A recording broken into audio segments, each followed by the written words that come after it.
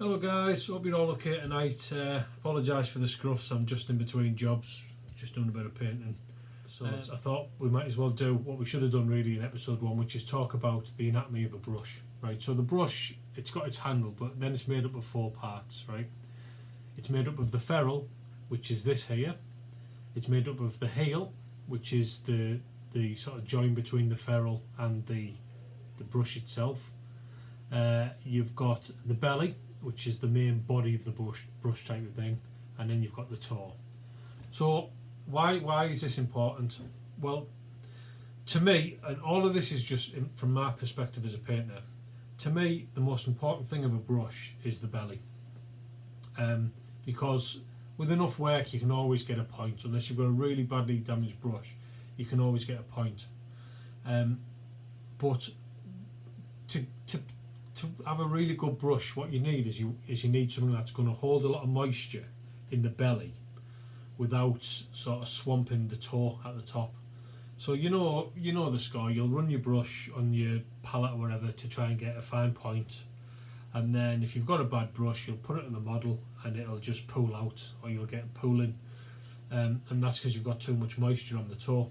So with a bad brush, and this is one of the problems which I found with these brushes, because with them being synthetic, they don't hold much moisture in the belly, so you tend to be going to palette all the time to get more paint on the end of the brush, and that's one of the main negatives of these brushes. But we'll go into that in a minute. So the belly to me is the most important, because you're going to have one of two things is going to happen, right? If your brush doesn't hold much moisture in the belly, it's going to do one of two things. You're going to be constantly going too deep into your water or into your paint or whatever, and then what it's going to do then is it's going to draw from the toe past the heel. It's going to go into the heel, into the ferrule, and it's going to basically wear away at your wherever your adhesive is, and that's where you're going to start getting your hairs coming out. So the other thing you're going to do is you're going to be constantly going to your palette. It's going to be drying up because there's no moisture in the belly again, and you just, without really a wet palette, you're just going to be constantly finding yourself going there. It's going to start thickening up on the end of the brush, or the other thing is you're going to put it in too much to try and compensate because the belly doesn't hold too much, and then you're going to get pooling on the toe of the brush. So that's one of the negatives about these. So I'll tell you what I'm going to move on to next episode. So for the next paint I'm going to be doing is the goblins. I'm going to be doing the goblins that I mentioned in the previous video, and I'm going to be doing the captain for the giveaway, and possibly if whoever wins, if they want the marine as well, he'll be done as well. So for that I'm going to be using if I can find one here. Let's have a look, guys. I'm going to use the heavy metal brushes, and the reason I'm going to do this is I don't know how available the heavy metal brushes are. So with these, it's going to be a case of washing them, and then a bit of highlights. It's not going to be anything too major. So if you can get hold of these, very accessible. At least I haven't gone to like an in-depth painting profile with the brush. But I've got a few to do, and with doing the captain as well, we'll get some fine detail work out as well. So we'll get a decent draw on them.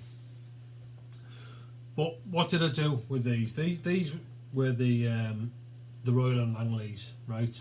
And although I've just sort of said there that they don't hold much moisture and anything like that, these are still a fantastic brush, guys. I got these, as I said in the last video, for £1 per brush. It was on a special deal. I think they're about £6 for a pack of 4 normally, but I got these £4 for 4 brushes, and I've managed to paint this guy.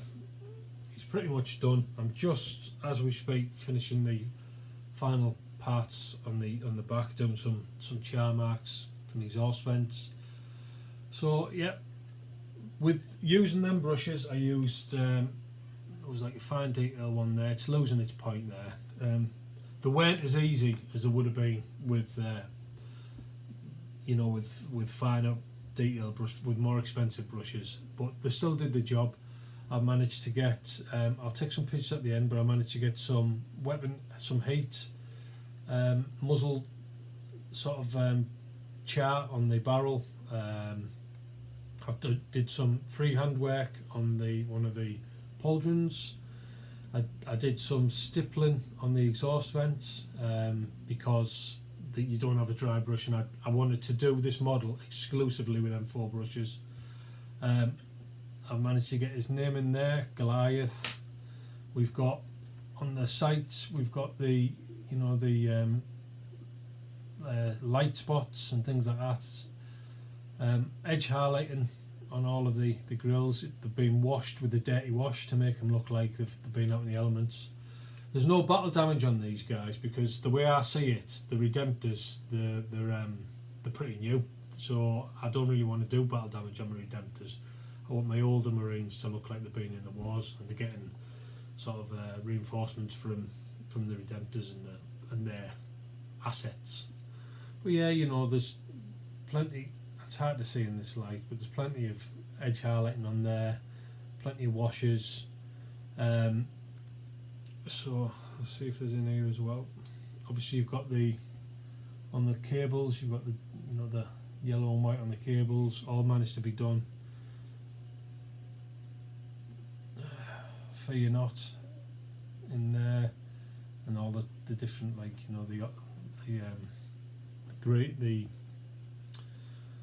I can't remember what it's called now, but basically everything was done, so it got the job done, guys.